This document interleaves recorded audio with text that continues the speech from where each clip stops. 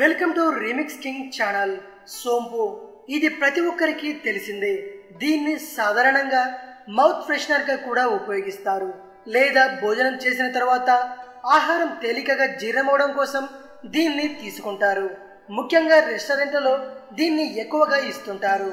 అయితే సోంపులో అనేక health benefits ఉన్నాయి.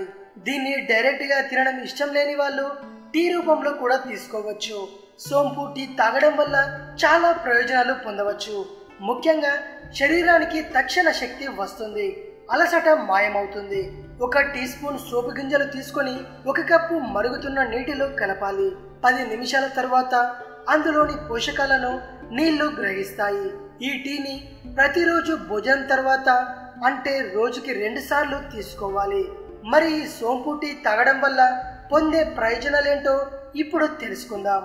సోంపు టీ మడమ నొప్పి, మజిల్ స్పామ్స్ ను తగ్గిస్తుంది. అంతేకాకుండా గ్యాస్ట్రో ఇంటెన్షనల్ జీర్ణ వ్యవస్థకు సంబంధించిన సమస్యలను నివారించడంలో సోంపు గ్రేట్ గా సహాయపడుతుంది. హార్ట్ బర్న్ వంటి సమస్యలను నివారించడంలో సోంపు గ్రేట్ గా సహాయపడుతుంది. రెగ్యులర్ గా సోంపు టీ తాగడం వల్ల కడుపు ఉబ్బరం, గ్యాస్ సమస్యలను నివారిస్తుంది. ఇది పెద్ద ప్రేగులను శుభ్రం చేస్తుంది, దాంతో పొట్ట సమస్యలు ఉండవు. మహిళల్లో ఫీమేల్ రీప్రొడక్టివ్ హార్మోన్ ఈస్ట్రోజెన్ ను మెరుగుపరుస్తుంది. ప్రీ మెన్స్ట్రువల్ సిండ్రోమ్ లక్షణాలను ఇది నివారిస్తుంది. సెక్స్ డ్రైవ్ ను పెంచుతుంది. లాక్టింగ్ మదర్స్ కు సహాయపడుతుంది. ఫెనలాయిల్ ఎసిడిటీ తగ్గించడంలో గ్రేట్ గా సహాయపడుతుంది.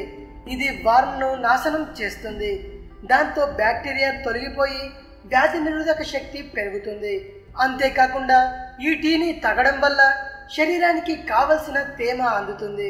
రీనల్ సిస్టమ్ క్లీన్ అవుతుంది, దాంతో శరీరంలో ఎక్సెస్ వాటర్, టాక్సిన్స్ ను తొలగించుకోవచ్చు. కిడ్నీ స్టోన్ ని ఇది నివారిస్తుంది.